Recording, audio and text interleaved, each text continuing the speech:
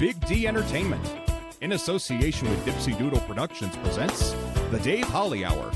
Brought to you by TJS Ceramic Studio, Serendipity Studio Gallery and Gifts, Chasers Food and Spirits, Excel Chiropractic, Quality Nails, Jesse Moffitt Entertainment, and the Sioux Falls Arts Council. The Dave Holly Hour features Sioux Empire arts and entertainment conversations. A true lover of arts, entertainment, good food, and fun times, including an occasional Jack Daniels. Okay, so a few Jack Daniels. Here he is, Dave Holly. Hello once again, awesome appreciators of the arts. Welcome to another week of great conversations. In a few minutes, we'll hear from Late Night Boomin host Jack Unruh as another show is being recorded tonight at the Belbus Theater in the Washington Pavilion. Later, we'll talk with visual artist Alex Lundstra, who left the corporate world to pursue her passion for creating. But first, let's pop the cork on this bubbly little show. Time to grab your favorite beverage, lift it high, and toast it to being Thursday, a.k.a. Weekend Eve. Hey, the weekend isn't around the corner, it's here! So long, hump day in your frumpy way. We say hello to Thursdays with opening nights. The weekend is near and we can see the bright lights. Yes, Thursday, you're so hearty, we can't wait for Friday, so a day early, we start the party. Whatever you're drinking and whatever you are drinking it out of might very well be determined by where and when you're listening. My choice, a Jasper Newton. That's Jack Daniels Diet Coke with a lime. For you, be it a cup of coffee, spot of tea, glass of milk, bottle of water, mug of beer, a cocktail, maybe a glass of wine, or a flute of champagne. Lift it high and toast to air conditioning for the second time this summer. Oh, stayed home the better part of this past weekend with temps in the 90s and heat indexes, I know, technically you're supposed to say indices now, in the triple digits.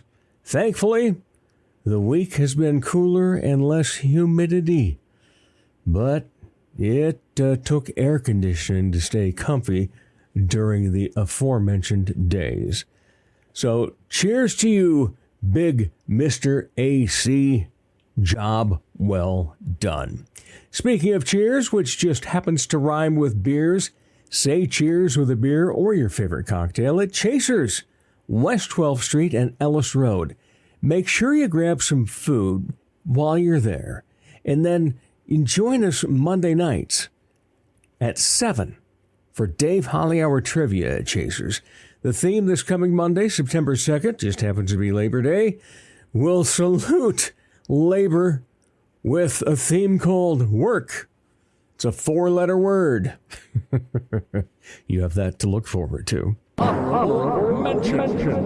What over the past week made Dave laugh, guffaw, chuckle, chortle, giggle, simply smile, or maybe even shed a tear of joy? A Sunday morning adventure to Barnes & Noble. I love the fact they have a large print section. This old boy needs it now. I've had to cave and realize that is it. I was able to find new books for a couple of my top 5 authors. It's large print only from here on out. All right, later in the show, we talk to Alex Lundstra about creating visual art. In just a few minutes, Jack Unruh will tell us what to expect at tonight's live taping of Late Night Boomin on the Dave Holly Hour. Serendipity Studio has a very unique opportunity for an artist or artists. A grand piano in the lobby of the Shrivers Building is going to become one of the newest art installations in Sioux Falls. But they need to find a creative to make the piano into an art installation. Great opportunity to make a lasting piece. Plus, they are offering cash for the artists so they can afford to eat. If you want to learn more, go to serendipitystudiosd.com. Details are on their Call for Art page. Are you an artist? Need some funding to further your art? There's a great opportunity for you through a Sioux Falls Arts Council program. The Artist Microgrant program gives away several microgrants to local artists, no matter what art discipline you're in. Unlike more traditional grants, a microgrant is very easy to apply for. Go to artssiouxfalls.org. If you haven't done so yet, create a listing on the Artist Directory, which is beneficial in its own way. Then go to the Artist Microgrants page and apply online. The process is simple. Find out more about the Sioux Falls Arts Council as well online at artssiouxfalls.org. Dr. Perry Langston and Dr. Corey Tooney know excellence is in you. That's why they provide you with excellent care at XO Chiropractic, improving your overall health in spirit, body, mind, and will. Get results the natural way. Arrange a consultation, 605-332-9235 or exokairos.com. Excellent care for excellent people. XO Chiropractic, located at 4309 South Racket Drive in Sioux Falls. Check out the new ceramic studio in Sioux Falls, conveniently located off Kiwanis Avenue on 5th Street. TJS Ceramics inside Oscar's Mini Storage. Bisque, studio time, painting parties, and finished items are available. Visit TJS Ceramic Studio in Sioux Falls today. Arts and entertainment lovers, you hit the mark. It's the Dave Holly Hour. Welcome back, everyone. Oh, I love saying it's always a pleasure to talk Sioux Empire art and entertainment. And I tell you, one of the other pleasures I have in life is getting to hang around this young man. He is a great creative. He started the late Night Boomin thing. At one point, he thought, we should really have this crotchety old guy as a recurring character. And all of a sudden, Mr. Potter appears. The legend. I love watching Mr. Potter. He's pretty cool. I get a kick out of him. I know. Have you ever met Mr. Potter before? Yes, I have. You have? Yeah, I have. Shook hands with him a couple of times. Really? Yeah. And he was just, I know. He's kind of crotchety sometimes. He's very much so. He's always looking to pinch a penny or two, Jack Unruh, how are you? I'm fantastic. How are you, Mr. Holly? You know me. I'm better anytime I see you. It's a beautiful day. Well, actually, it's super hot outside today. True. But I tell you what, we're recording on Sunday. But we are recording on Sunday, but I tell you what, anytime I see you, my day is cool as ice. Oh, I like that. One of the guys that I first worked with out of college in my first full-time job in radio, a guy by the name of Doc Phillips. Doc Phillips. That's a cool name. Yeah. Wow.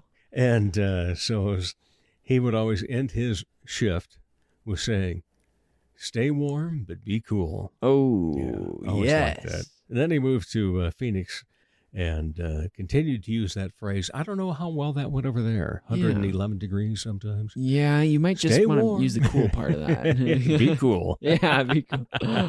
Oh, so here we are now. This, we're recording on Sunday, but it's Thursday's show that's coming out. And another late night Boomin' free filming is taking place tonight. A big one tonight. Yes. It's going to be super crazy tonight. We've got a lot of antics up our sleeve for this one. Oh, I like antics. Yes. I hear the one and only Mr. Potter himself is going to be there. So excellent. You'll have to come on by and see if you can shake hands with him again. And no doubt. Yes. So he'll be there. We've got a crazy guest, Jalen Hinton. He's an online like social media influencer guy. Super cool. He's from Missouri. And then we've got the one and only Travis Nye coming by to do some incredible tricks. magic. Yes, the man. And so we've got kind of a stat. We got some other big surprises for the night too that we're super stoked about. So hopefully we don't end up burning the place down. Oh, okay. So Travis is going to use his sword swallowing and the fire. If it happens, it's Travis's fault. Yeah, exactly. We can blame Travis. Yes. And Travis and I go back now probably 15, maybe even close to 20 years. Yeah. Wow. And it was so fun because when he came to town and joined the Magic Club, it was like, this kid is really technically good. Yeah. And just, really on the ball with it all. Must practice like crazy. But the fun part has been watching him become a showman in this time frame. Have you seen the kind of like the progression of his developing that side of his act? Exactly. Yeah. It's just been amazing to watch and to see how far he's come along and see some of the things that he's doing now. Yeah. And it's just crazy how people can move from point A to point B in the artistic world. Yes. And we're always happy when people do.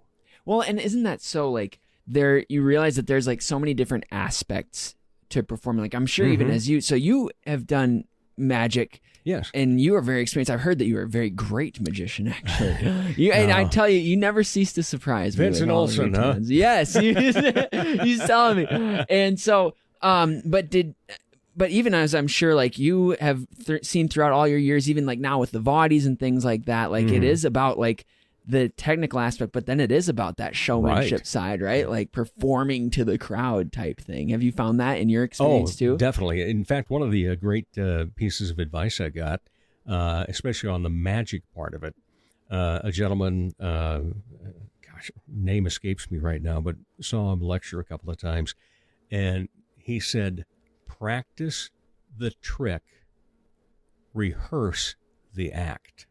Oh. And I've carried that with me. I thought, man, that's just a great way to think about it. So when you've got a full act that you're putting together, you're still going to be rehearsing pieces of it, just like if you were in a play. On Monday night, we're going to go through Act 1. On Tuesday night, and change it all around. And then you progressively put it all together until you got the whole thing. But I always liked that, okay, practice the trick, rehearse the act, and things are going to go nice and smoothly that way. Yes. And I'm admittedly not the greatest at rehearsals. If somebody else is directing a rehearsal, I'm fine. When Dave has to self-rehearse, hey, the Cubs are on. I got to watch that. Yeah, let's go. So do you enjoy doing magic? How did you get into it in the first place? Well, I was starting to become a professional clown, and went to clown camp over at the University of Wisconsin La Crosse. I don't know if it's still going, but I know it was the last time I heard it was 30 plus years that it was going, and just had a ball that week. It was really, and got to clown at the Circus World Museum in Baraboo, Wisconsin. That was a field trip that we got as part of that. But a lot of the things that were being taught were magic, simple magic, nothing extravagant by any means, nothing that the average Joe couldn't learn to do. But it was just, okay, well, how am I going to put that into my act, my character? How does Debo the Hobo Clown make a show out of this? Right. And I think I was about the only one in this area then that ever did a one-man clown show. Wow. A full 45-minute show. Yeah. So would you go around and stuff to people? Yeah. And the thing about it is, it was like, okay, so what of this becomes, what do I just do for a kid's birthday show? Mm-hmm. And then what if the kid's 5 years old? What if they're 8? What if they're 11? Because 12-year-olds, once they get to that, they start to know everything. I know how you did that. Yeah. Yeah. They get wise. Yeah, they do. I say, well, thank you. It was quite well. That's how I did it. Little brat. But I've never been one on huge on sleight of hand. Okay. Because the characters that I've always been while using magic, it was for me the presentation of everything and what can I do that I was going to get a laugh or a really good surprise reaction out of. And, so I've always done it that way. In fact, one time at one of our magic picnics, because everybody would have to perform a trick then at the magic picnic every year. And I actually went up there and said, believe it or not, I'm doing a card trick. Because it's like every other magician, card trick after card trick after card trick after card trick. And it's like, that's great. And it's talent. I mean, my goodness gracious, the hours you have to put into learning how to do sleight of hand, the hours that you have to learn to then put a intricate set of moves into place. Yes. And so forth is phenomenal. But I don't have that kind of time with everything that I've been doing throughout my career.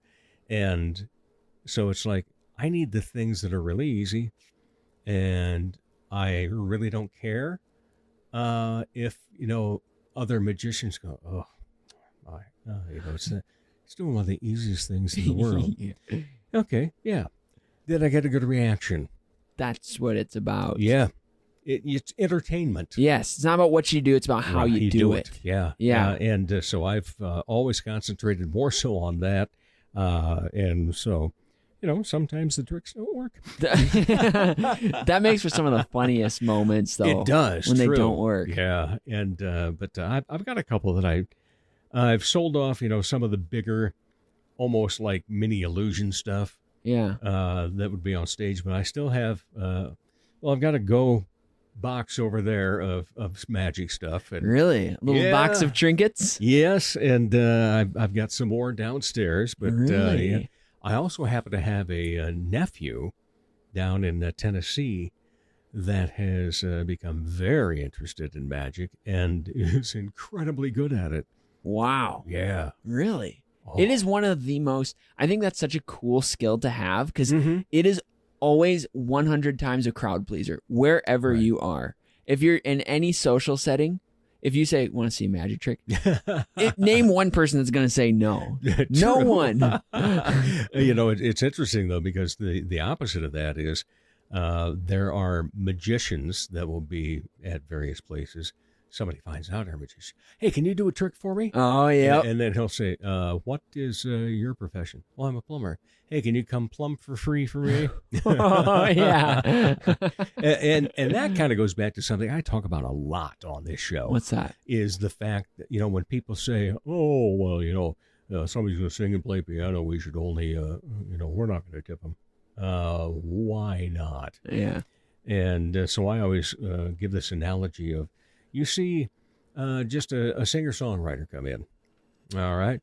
And they've got a nice sound system, but it's a nice portable sound system, which doesn't mean it costs less than a big PA. Right, yeah. But because they need it to sound good, they need it to sound clear, and they've got a microphone and a cable, they've got a mic stand, they've got maybe one, maybe two guitars if they're a guitarist, and then you have to take in, just like, okay, how much did that mic stand cost?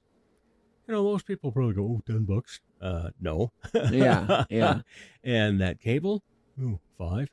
No. No. That microphone, I suppose maybe $50.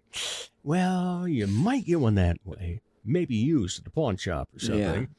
Yeah. And I said, and then ask yourself, are you enjoying this? Is it entertaining to you? Oh, yeah, he's really good. How many hours of practice, how many years has that person been honing that talent for you to enjoy? Yeah. Go throw $5 in the fishbowl, man. Yeah. Well, they're already getting paid from the venue. Not that much. Yeah. Yeah. It's so interesting. I was just talking to somebody about this the other week. Like, think about even like movies or books. Think of how long and how much work and time and energy goes into creating this stuff. And obviously not all of it turns out good, right? I mean, there's a lot of crap out there, but I just find it fascinating that you can put that hours, days, months, years, it's somebody's life work into this thing. Mm-hmm. And we go in and we could sit there for a movie for 2 hours and walk out and say, that's all right. Yeah. You know what I mean? Like, it's just so because everybody's crazy. a critic in one way or another. Yeah. The one thing that my friend Toby Kane was great at saying, I became 16 there for a moment. That he would always tell us when we had an improv group that we were all in, and before we ever did our first paid gig, as we were getting ready to go out and perform, he says, okay, says 95% of the people in the audience are going to love it because they don't have the kahunas to do it.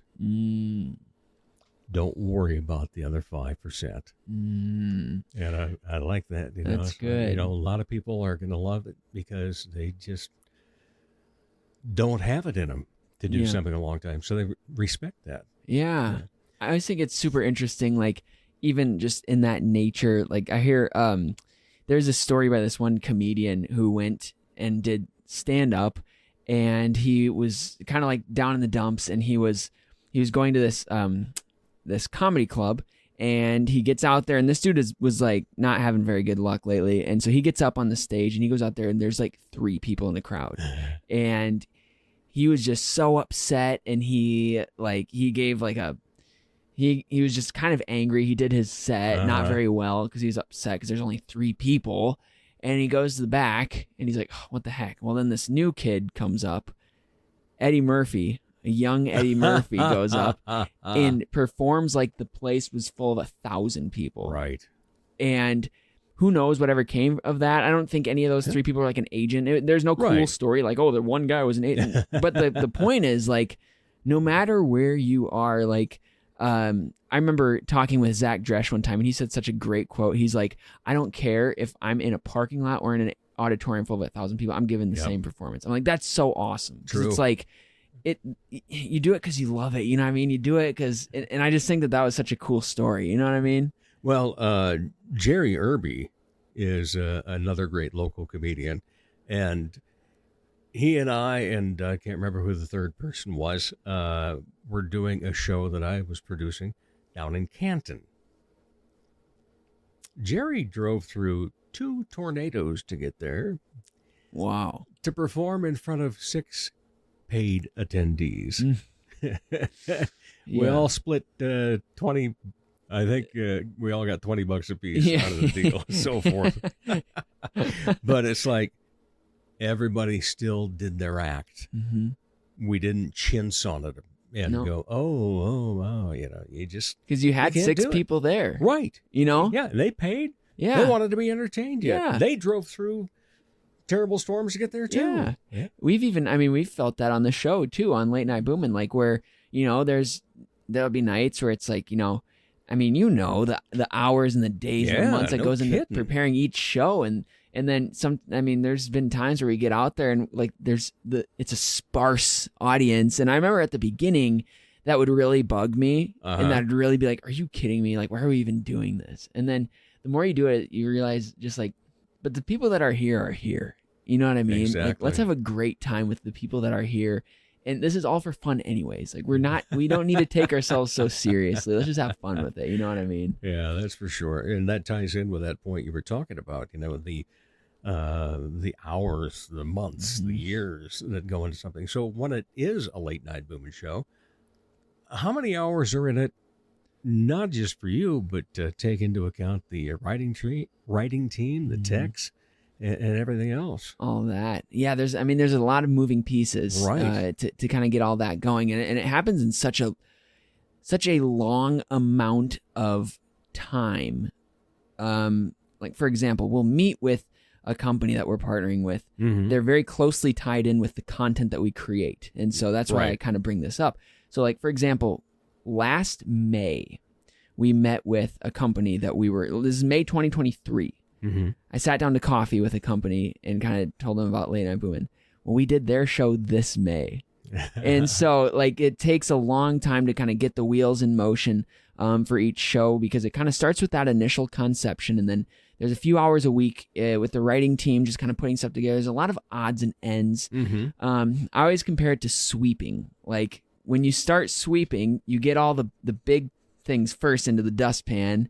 Then when you get closer to the show day, or the more closer you get to being done sweeping, the more little stuff you realize you have to do.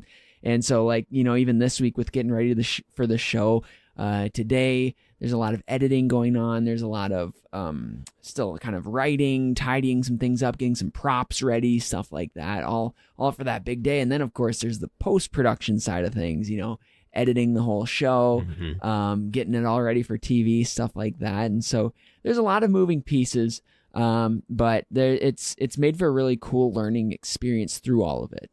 So how many shows total will this be now?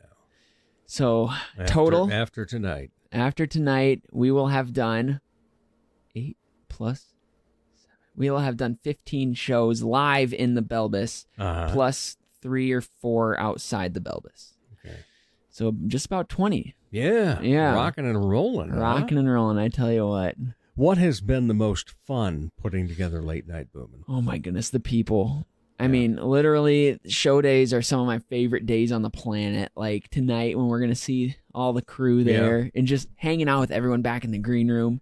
But this season, honestly, I think the vibe we're kind of coming into what we initially had set out to do in season 1, where, as things grow, as things develop, you start to understand your footing and kind of the vibe of what you're going for. And so this season, we've really been able to tap into, like with the guests that we have on the show, we've really been able to actually get below surface level and talk about some really meaningful things in our interviews and stuff like that. Right. And so that's made for some really cool moments. Like after the show, when we go out into the lobby, there's been some people that have come up to our guests, that have come up to me, literally crying. Like, what happened? They're like, I was just so moved by it tonight. Oh, wow. And things like that. Like they were just so moved by it. And that's happened in multiple different shows. And I'm like, that's, for me, that's been probably the coolest thing that's happened this season that's kind of what we set out to do something uplifting, something that actually means something. And so that's our goal, is to keep digging into that. And how can we keep doing that more? Does that make sense? Did I explain that properly? So tell me, I know one of the things you did this year a little bit, a couple of kids shows. Yes. Yeah. Yeah, it was crazy. Now I do have to ask, how did Mr. Potter, I mean, was he associated with those two shows? Mr. Potter, we weren't expecting it, but Mr. Potter, so yeah, we had these kids shows where the whole studio audience was just kids. And so we had this fun show planned. For example, one show, we had bought 300 tickets to Disney World for every kid in the audience to be able to go to Disney World. We were just about to give them away. Mr. Potter comes on stage and he goes, "Nope, we're not doing that. I have an idea instead." And he made us do a Potteros commercial. Oh my! Yes, the Yeah. delicious black licorice lozenge. He flavored loves soup. that. He doesn't does. He It's loves that incredible stuff. how you can stick that, man. The kids love them. They really did. Awesome. Yeah. So is he getting a fan club or anything? He is. He's getting a fan club. In fact, there's been talks of Potter merch rolling out soon. Ooh. So we'll have to keep I might have to get me one of those. I think I might have to too. I would love to wear some Potter merch around. Oh, so it's show day and so forth. Take us through what all is going to take place before the Belva starts to fill up. Yes, it's a big day. So at about 9 a.m. we get into the building and we just start loading everything in. We're talking the couch, the chair, the backdrop, all the camera stuff. We just load it all in. We set up until about 2, and then we start kind of working through where everyone's going to be on stage, just kind of some things like that. Then the band guys show up around 3. Chuck Case and the Late Night Boomers, who are, oh my goodness. Could you not just sit there for hours and listen to those guys? Hours. So those guys come in, they start doing sound check, they start getting ready. And then at about 4:30, we start our rehearsal. And this is where we run through the show as if it were live, kind of going through all the fun things of the night. And then we have about this really cool hour to 45-minute span between rehearsal and the show time when the doors open, where we all, as a crew, just kind of get to hang out in the back. And I know you've been in the back. Been in the back room. In the green room. I see you and Potter chopping it up sometimes in the back. True. And I just think it's... you guys usually have pizza. There is. The little C's. Yes, we aren't... We aren't quite NBC. We don't have a crazy budget, but we do have little C's. And so we have supper together. My mom always brings some candy for everyone to enjoy. And then the doors open and people fill up the seats and we rock and roll. Oh man, that's great. So hey, speaking of your mom, she just had a birthday, didn't she? She did. She just had a birthday two days ago. Yes. Oh, my. My mother, I tell you, she's a peach. She is. What an absolutely wonderful lady. And, the type that is very inviting. She's someone that you love to see come up to you because you're going to have it may not be a long conversation, but it's going to be a nice conversation. Yes. Yeah. Yes. She's truly a peach, and she puts up with all our crazy crap with everything that we do. Well, especially you and Eddie, and then your friend Siege, starting at such a young age of just like we're going to make movies. I know, just like bringing dirty clothes in the house. She'll always say like, I've done so much laundry for you guys over the years, you know, and like, but yeah, so she's been great and like just helping with all that. And, yeah, and it's super cool. And I'm super thankful that she's able to like help us out there. And my dad, my stepmom, my stepdad, all of them too, kind of pitching in. And everybody, everyone. It's a big family affair for you takes guys. a city. Very true. It takes a late night. It takes a late night. It does take a late night. That's for darn sure. All right, let's talk about making movies. Love it. Because the first time I ever spoke to you on this show, it was a lot more about who is just Jack the creator. Yes. And what is Jack looking to do? Yes. And then I remember, I think it was your stepdad. And then I also know that like David Anderson, She's dad, yes, talked about, these guys really want to make a movie someday. Yeah. And this is building toward it. Are we still building toward that? You know what? It is just crazy. It's so interesting. Like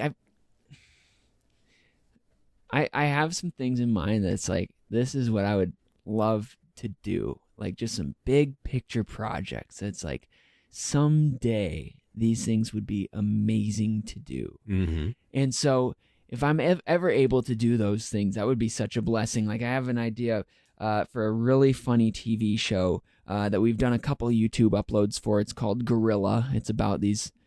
It's basically about my brother and I's childhood in our neighborhood, just running around with our friends. Have a couple ideas for some movies and things like that, content creation. What we're trying to do, kick it off with Late Night Boomin', is establish Bada Boom Studios. Oh, yes. Like the name. Yes, Bada Boom Studios. And so at the end of every episode, you'll see the title card, Bada Boom Studios, and then Anderson Visuals right after that. And so basically, we have 3 goals when we make any sort of content that falls under the Bada Boom umbrella. That is to uplift, motivate, and inspire. And so with every piece of content that we make, even for future plans, whether it's movies, whether it's TV shows, we want to do those 3 things for people. We want to make something that people actually walk away with something from and not just watch. Yeah. And so that's our big picture goal, in whatever shape that takes. We're excited to see what it becomes in the future. I know it's kind of an abstract answer. It's kind of an abstract answer, but... Well, creatives, some people love abstract art, some people don't. Yeah. But you got to think about it. Really, all art in some way is abstract because you're putting so many different things together. Yeah. And so many different ideas. And when you throw them together, what's it going to become? Yes. Yeah. Yes. And that's kind of... It's really interesting, like, talking to some people. Like, I know... one of my mom's boss is like so fun to talk to as well, because he's another creative guy. He's actually got like circle glasses. Yes. They look a lot like Mr. Potter's glasses, actually. And that's true. They do. I know of whom you speak. Yes.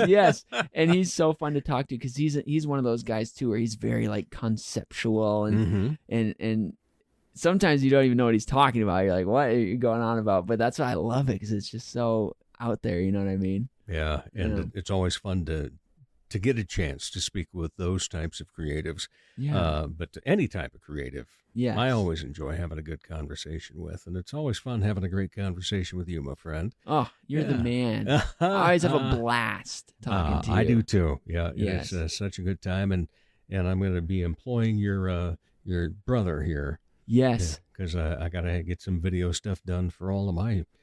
Do it. Different things that I do. Call up Ed, give him a good razz. Yeah. And yeah. I mean, can I ask you, if we have time? Of course. Where did you get your creative itch from? Your like desire to create. Where does that come from for you? I'm so curious. All right. Well, I'm going to buckle up. She just passed away a couple weeks ago at the age of 96. Mm-hmm. My mother. Okay. And cool. So I am that rare person that's really a 50-50 split of mom and dad. Really? Yes. Interesting. My dad taught me how to stand up and make a speech, to stand ground. He taught me this wonderful thing called business math. Business math. Yeah, where, you figure out 15%, instead of going times 0.15, you go Well, what's 10% of that? That's an easy number to figure out. And what's half of that? Okay, add the two together, there's 15%. Easy. And instead of taking, what's 99 times 2, Yeah. don't take 99, take 100. Yeah. And then realize that for each 100, there's going to be one off, so it's 198. Yeah. Yeah, and things like that. And then he also, and this is one I've really noticed that I have his traits on for sure, is being a complimenter. Really? Yeah.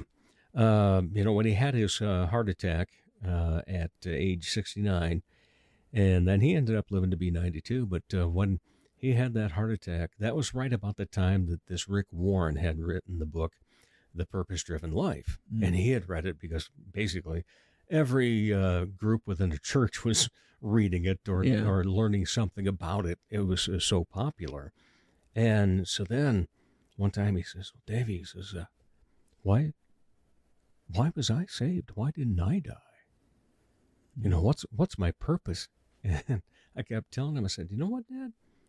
Your purpose doesn't have to be some grandiose thing that you're going to go out and solve a world problem or prevent something. I said, you ever thought maybe it's just the fact that you're the person that needs to walk into Rexall Drug on the corner on a daily basis and get your pack of gum that you're going to chew throughout the day. Mm-hmm. And when you go to pay for it at the register, you tell that clerk, well, hey there, sunshine, how are you? Mm. And so I take that to heart. Mm-hmm. And I really love making sure that people smile, or at least, if nothing else, I've made an attempt to make them smile when I say hi. You are a wonderful complimenter. Thank you have anytime you walk into a room, there's just this warmth. You know what I mean? I appreciate that. It is. Well, like one of the favorite things I love to say when people say, how are you? When I first go up and greet them for the day. And I always say, better anytime I see you. And that is one of my standard phrases. It's a great phrase. Yeah. And then somebody else will say, well, you just said that to me. You know what I say? I said, yes, but it's still true. Yeah. I'm better every time I see somebody, that, especially if I already know them and what it's going to be like to talk to them and maybe get into, hey, okay, so now we've, had fun, but how you really doing? I know you had some stuff to go through, and things along that line. But, and then he also taught me the ways to be proper with a lady. Yeah. And that was huge. Those are important skills. Right. Yeah. So that's the 50% there on Dad. And the 50% getting from my mother, the zany, crazy stuff. Yes. And she always had a song in her mind when you would walk into the room, or she would, and so forth. That she had two about hats, and I love to wear hats. And so quite often when you walked in wearing a hat, where did you get that hat? Dun, dun, dun, dun. And then when you left and you're looking for the hat, well, I had a hat when I came in, and I'll have a hat when I go out.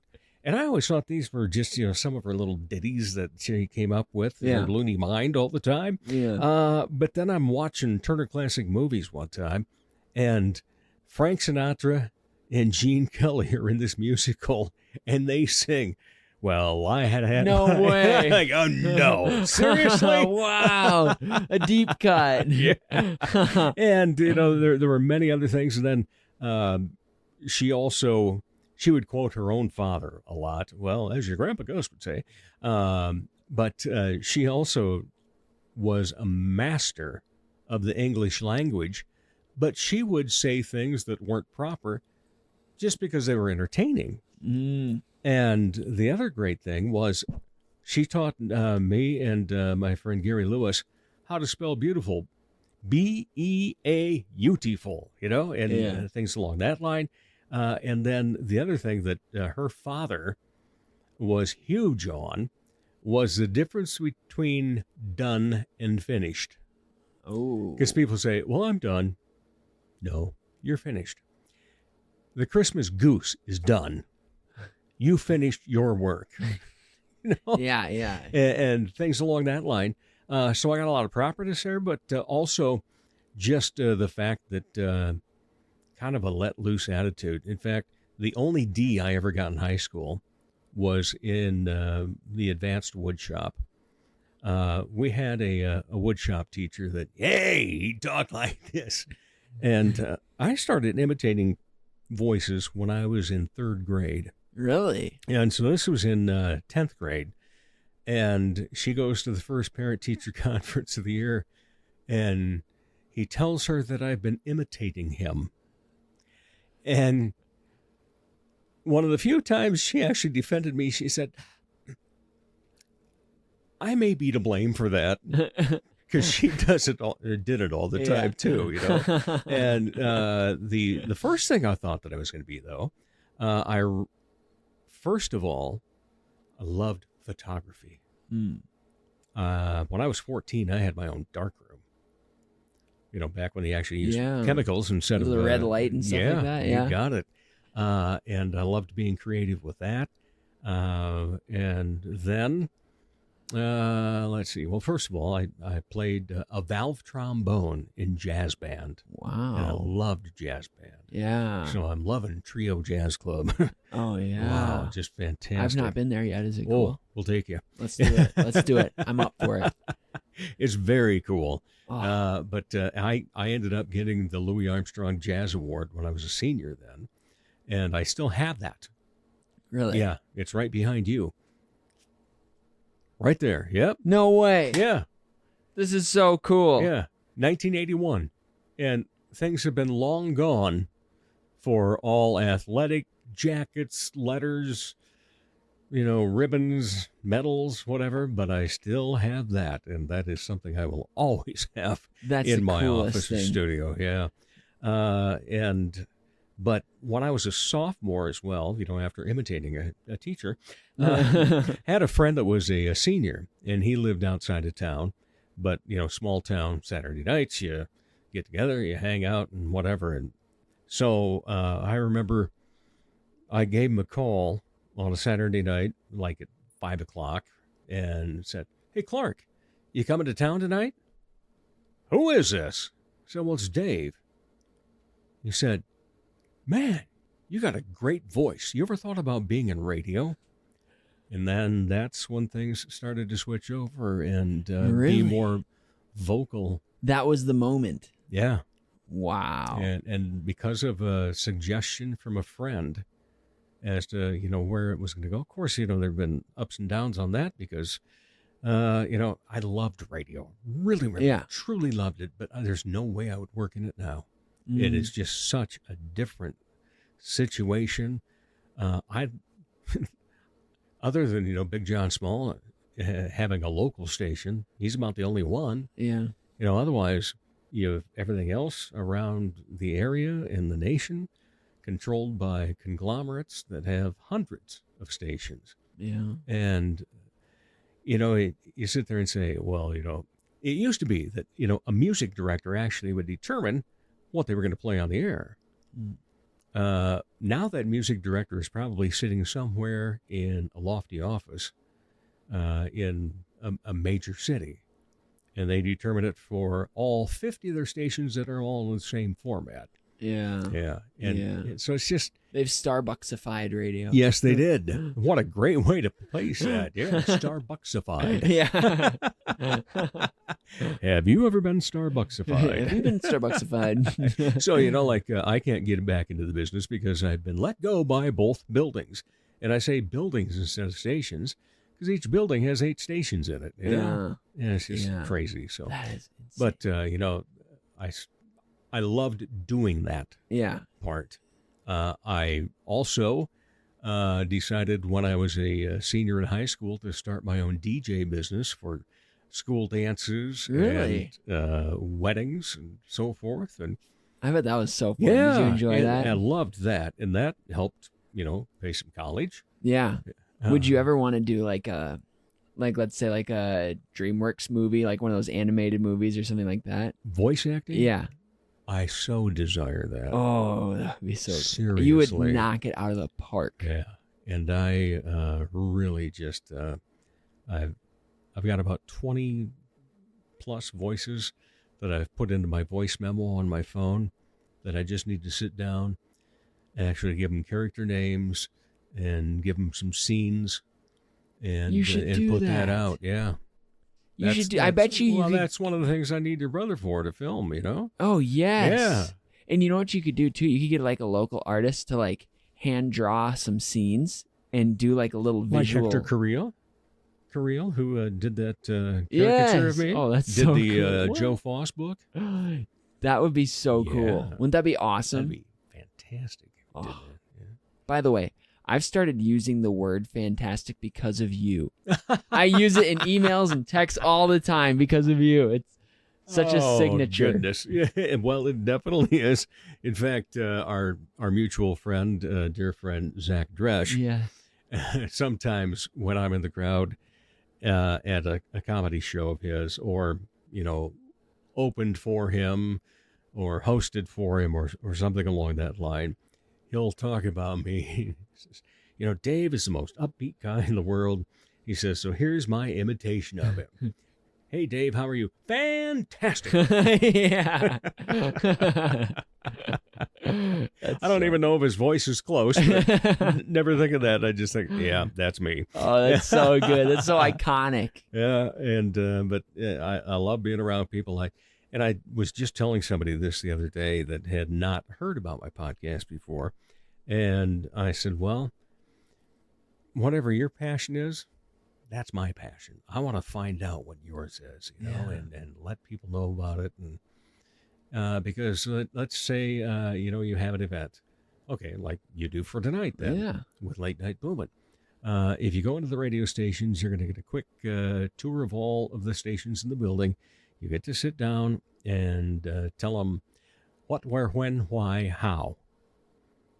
And so what are you doing it? Oh, hey, thanks. And what again? Where's this at? Time? And you get to repeat it. So you've had, 5 minutes at most.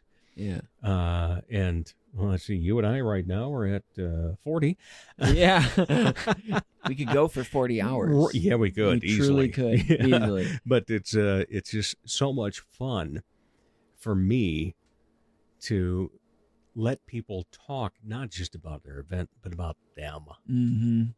Yeah. As they are, as someone associated with arts and entertainment, whether they're an executive director, whether they're a patron. I think it's super interesting to get to, and what you get especially in the Dave Holly Hour, because like you really get to dive into this kind of stuff. Mm-hmm. Whereas like actually it's funny, Eddie and I were just talking about this today. Of like if we had a super cool guest on the show, we wish we could talk to people for 40 minutes, right, for an hour, because people have such interesting stories. And I think what you were talking about earlier with the who, what, where, why, when, I think what you get, the beauty of this show of Dave Holly Hour, and the beauty of just getting to talk to someone in depth about their passion is, you learn the what, you learn the how, learning the why. That's why the are you biggie. doing this? Yeah. You know what I mean? And I like think, your question about, what brought about Yeah. the creative part. Exactly, yeah. And that's like, it digs into like you just kind of more fully understand, like, and I just think that's fascinating. Yeah. You know what I mean? Yeah. Yeah. Well, it is always fascinating talking to you, my friend. It's fantastic. Thank you. And I'm better anytime I see you. Better anytime I see you. All right. You've answered the usual questions before at the end about when you're not being part of the arts and entertainment scene and hobbies and things along that line. But Yeah. let's go with a different one. I don't know. Last time were you in, did I ask what's your word No. this year? Okay, then let's go that way. What is the one word for Jack Unruh this year? Whoa. What is the one word for me? Mm-hmm. What is the word that I would use to describe myself or my year, or just Or like a mantra? a mantra for the year? Oh my goodness. Actually, there is quite a few that comes to the top of my Okay. head. There's okay, I guess there's one that like really comes to the top of my head. And it's just gonna get deep, like it's a hard right turn deep for a little bit, but anything that is not eternal is eternally useless. That is that's my phrase for the year, and I've just been thinking about that all year. Again, going back to the why, everything that I want to do from here on out. Just personally, I want to make an eternal impact. I want it to have meaning for people, because anything that you can't carry into eternity is eternally useless. Yeah. And so that's my jam for the year. I know that's like a super deep thing, but I was like, that's what comes to my mind. That's a great question. Yeah. Thank you for asking that. Well, thank you for answering. I love it. I love you, man. Yeah, I love you too. And thank you so much. And I suppose I might try to sneak in the green room tonight. Yes. Yeah. Okay. Come on by. I know Mr. Potter was saying he wanted to talk to you for a little bit. Yeah. He said he was enjoying your conversation. So yeah. Wonderful. Look forward to it. Can't wait. Right. And have some Little Caesars while you're back there. Okay. Yeah. Just don't tell my love that I ate pizza. Yeah, keep it down. All right.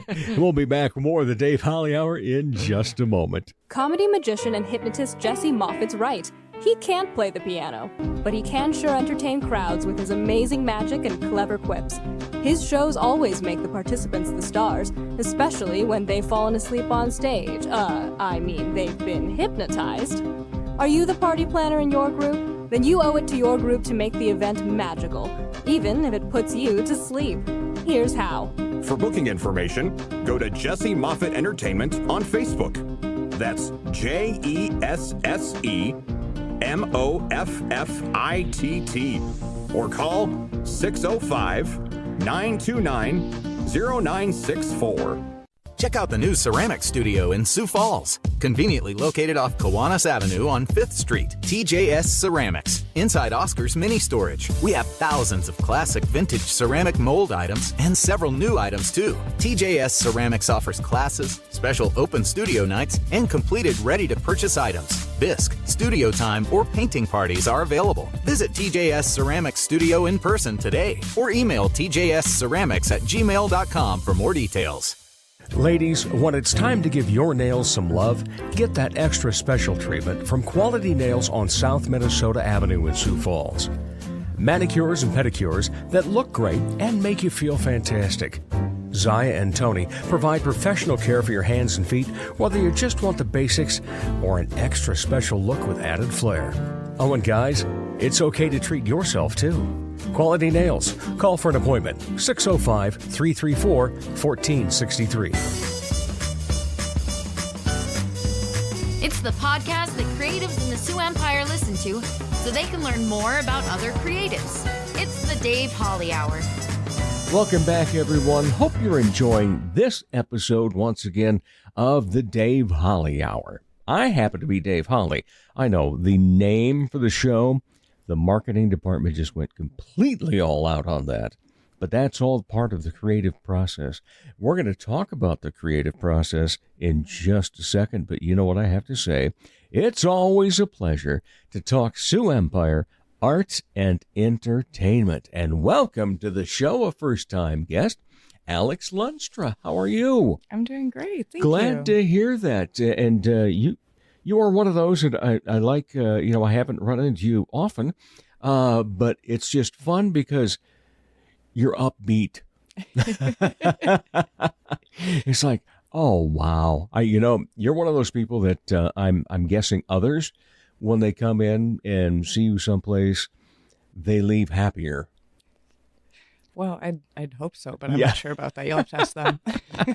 And that is the way it goes. Some people just have their frumpalumpuses and so forth. But at least when I see you, I go, oh, wow, that makes me happy. You know what else makes me happy?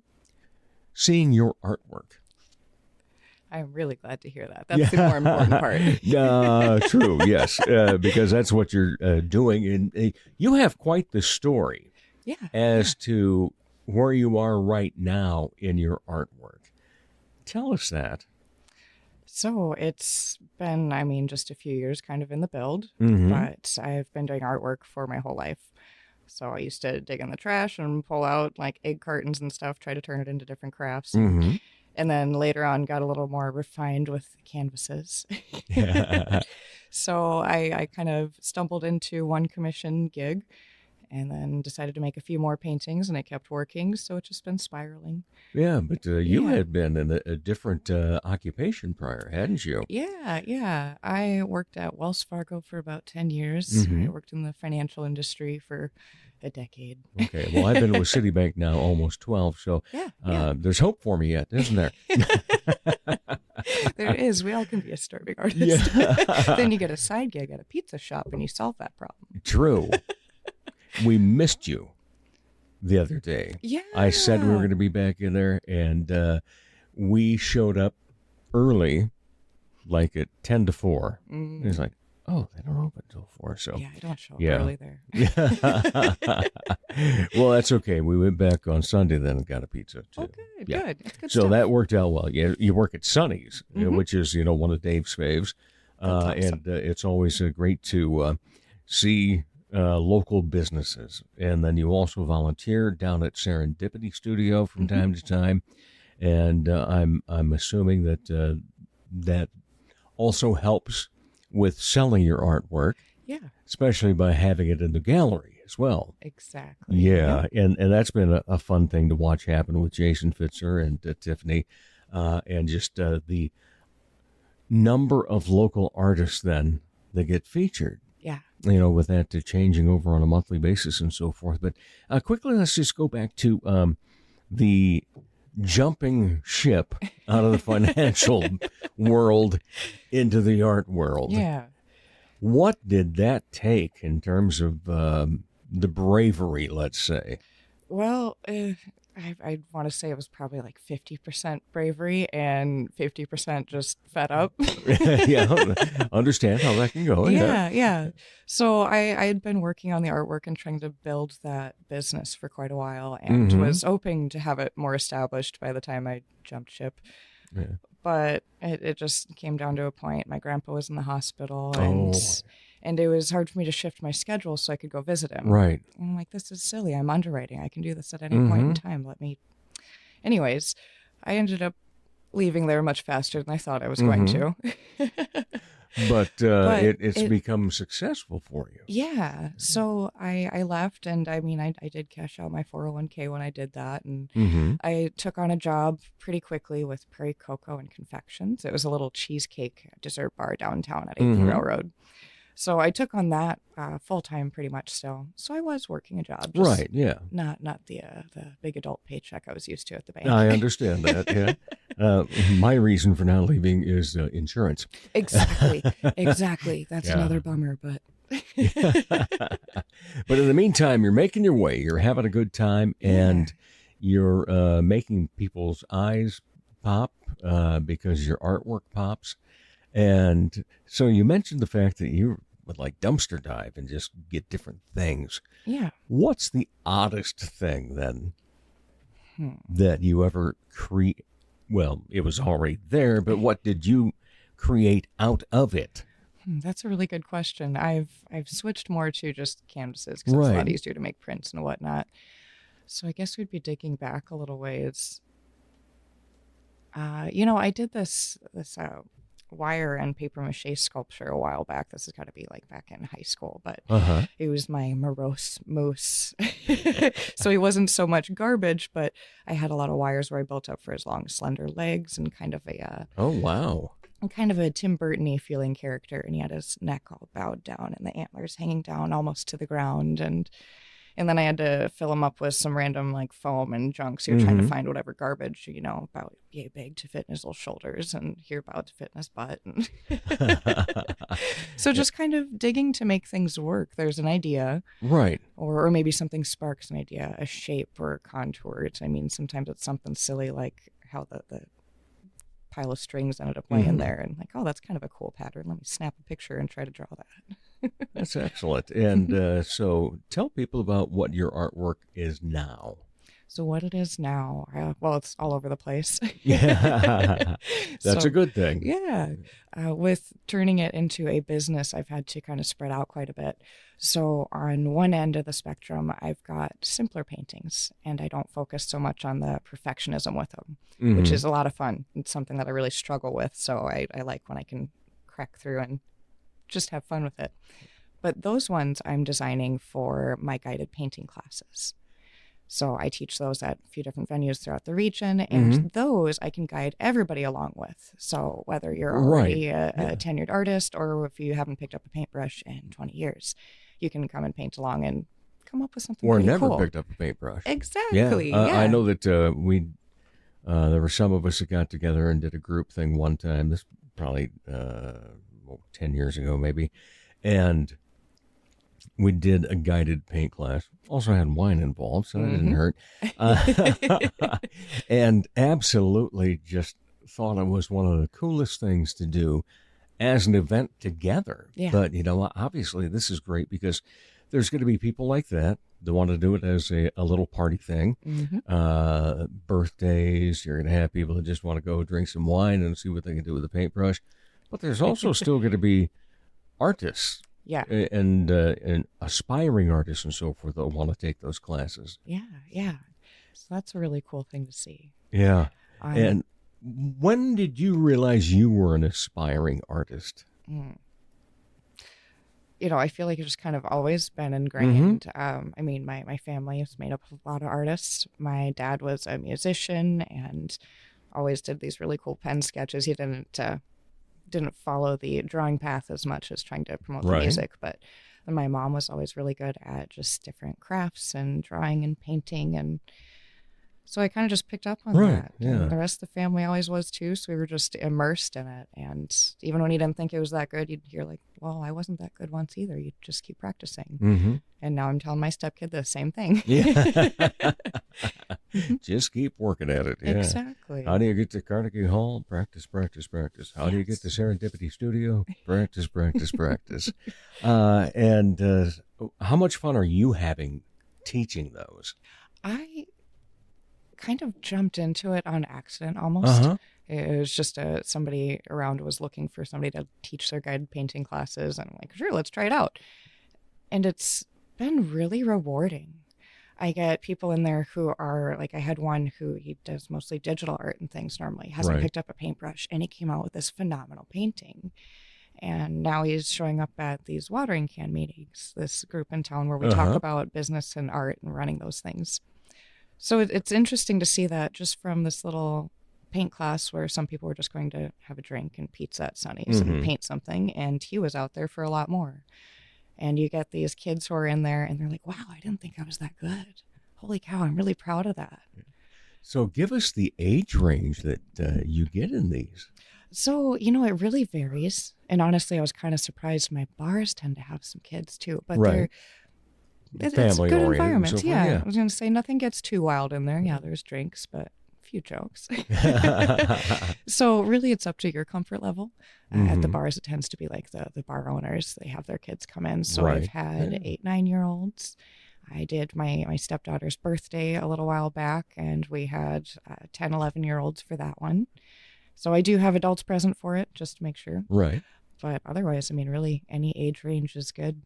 I've got the paints. I bring the supplies. We bring aprons and lots of tablecloths so you guys can get messy with it. We plan for people to drink, so what's the difference? Paint medium. Which route do you go? Acrylics. Yeah. When I was trying to think that I would like art when I was a junior high, I think I did acrylics and so forth, and I liked it. Yeah. It just really wasn't any good. I did a couple of things, and one abstract that hung in my parents' home for probably about 30 years or so. And I called it the bear because there was one figure that kind of looked like a big bear. I love it. Yeah. I love it. But otherwise, it was just abstract stuff and having fun. It's always the accents that are You're the best. right. Yeah. And so you said you're a little bit of a perfectionist. Do you still get to have fun then when it's a project you're doing on your own? Oh, yeah. Okay. So if it's a project just for me, you guys may know some of my more detailed artwork. So I tend to do, it's a lot of kind of whimsical or nature-based figures. Right. One of my big series, though, is Always Growing. So that's kind of a continuation. She keeps changing every time, but it's a a gal. She's kind of abstract, but she's got kind of a pot head. So in the first variation, she's got like a tree trunk growing out of her head, and there's a bunch of mushrooms and flowers spilling out of it. So that's where the always growing comes from, is we're always growing and building. But I really like going nuts with all the details in it. So I can sit there and hone down and work on all the line work and details in just a few inches of space and spend an hour on it. And it's so much fun. So did you have any formal training No. in this at all? This is all self-taught or just picking up from what you see and mimicking it? And exactly. That's or awesome. Sometimes I have an idea and I can't quite execute it, and that's YouTube it. Find out what somebody else did. So when it comes to those ideas, do you ever just go into your studio or wherever you end up doing your painting and not have an idea and then just start putting paint down on a canvas? You know, I've been meaning to do more of that. Uh-huh.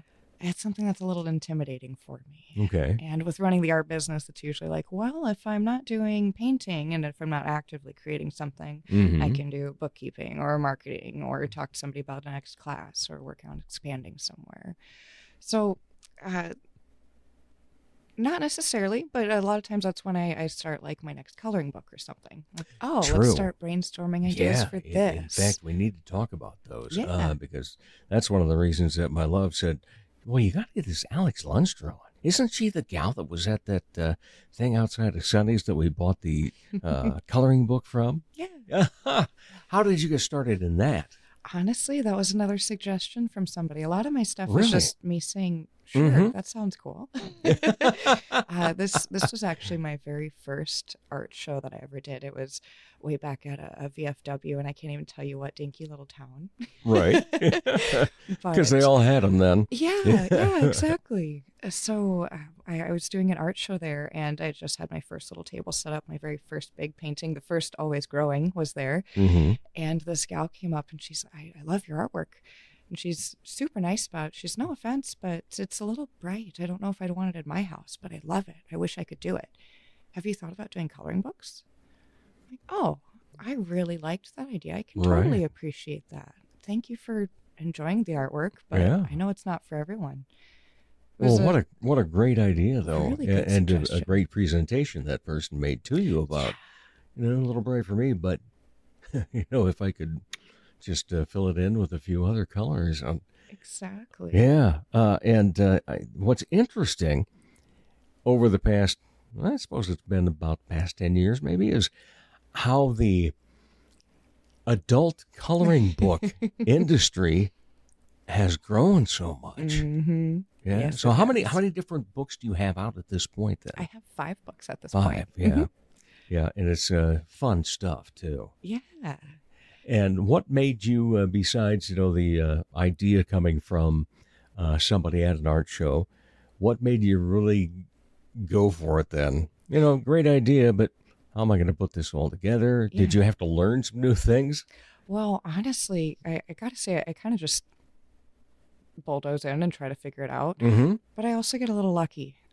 So before I've moved now, but my old neighbor, she happened to work at a print shop.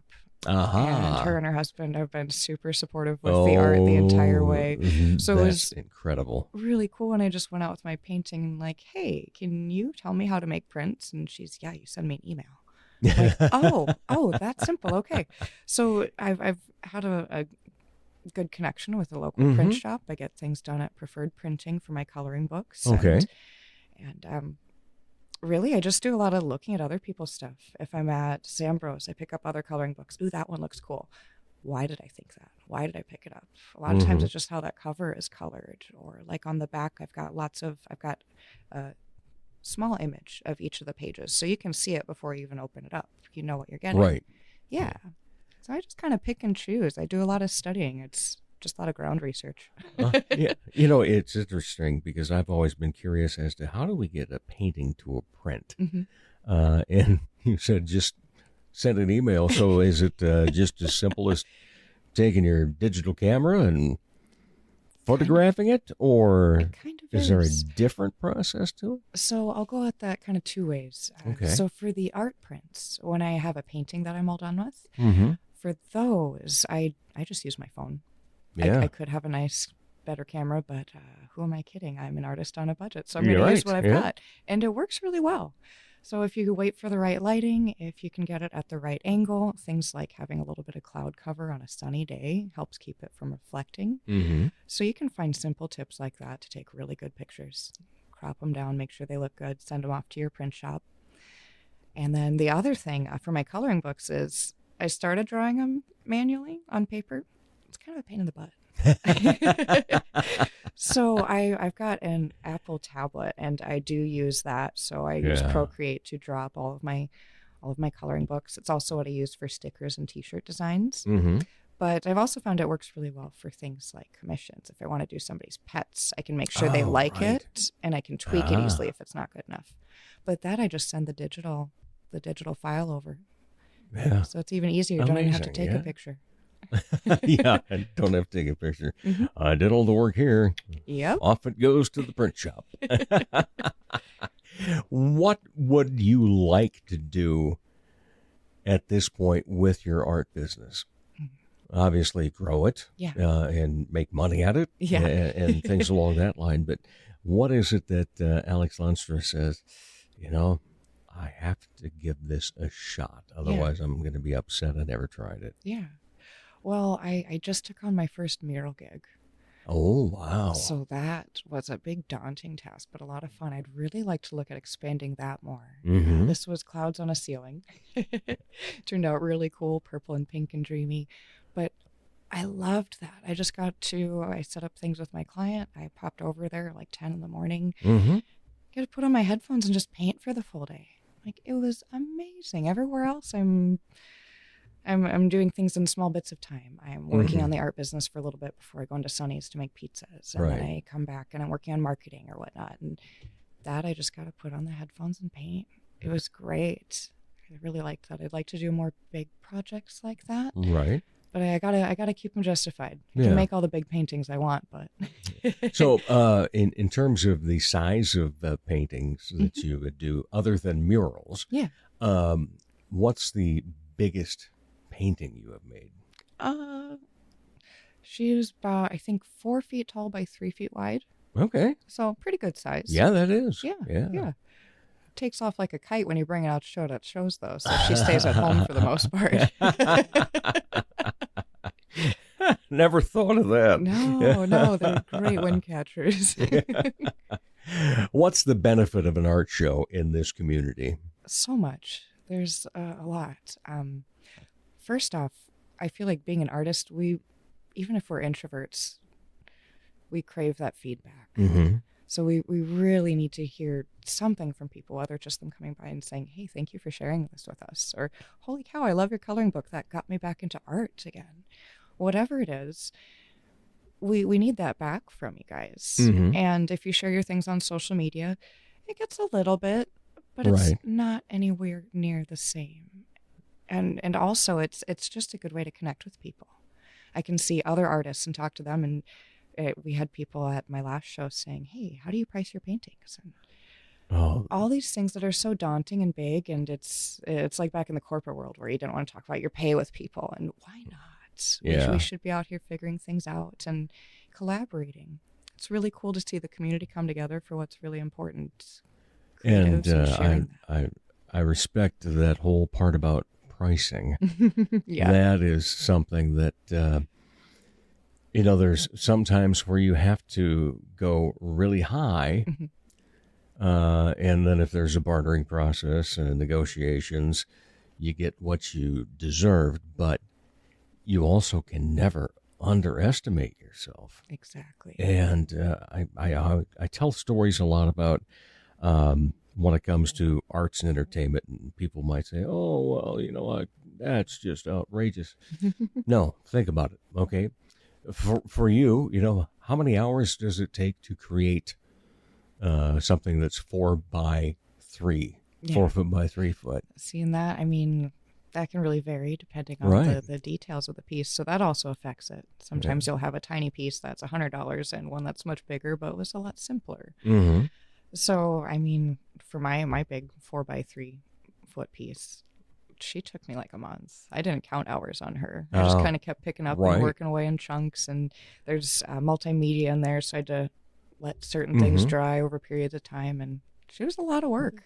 Because, people don't understand that the time that goes into it and the talent, for some reason, some people think talent part shouldn't be paid. Yeah. Well, how much the canvas cost you? But, first of all, let's talk about that even, what's a tube of acrylic cost these days? So it kind of depends. I get different paints for my classes because I can buy them in bulk a little cheaper. Honestly, I'm using a lot of those for my stuff now. Yeah.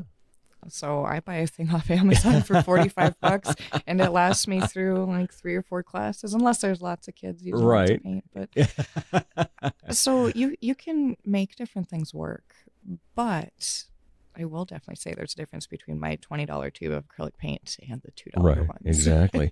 So obviously you do well with your marketing. Yeah. What's your key? I feel like just authenticity. All I've ever been doing is just trying to put myself out there and share the artwork and hoping it sticks. And along the way, I've kind of found that being a little goofy and being more me is actually doing better with that. Yeah. Oddly enough, people want to go in and have a drink and paint with the weird girl for a little while. But I think it's making people more comfortable with their themselves on this too. Yeah, true. You can come out here and you can paint a terrible picture. I don't want to say it like that, but you can paint something that you're not impressed with, no matter what everybody else thinks, but you can still have a great time. True. And that's what it's all about. It's just getting a little bit of creativity out and enjoying yourselves. So. And you are definitely having a great time with what you're doing. And very thankful that there are people such as yourself in this community that are either full-time in the arts and entertainment, or they're making their way toward it, or they're the starving artists, but admittedly so, And so do you have a favorite painting you've done? So I would have to say Memento Mori. Oh. She's one of my more recent pieces. Okay. If you've been out to any of the shows in the last 6 months, I've had her at them. She's one of my most recent always growings. So my mom was really sick last year. She got cancer and went really fast.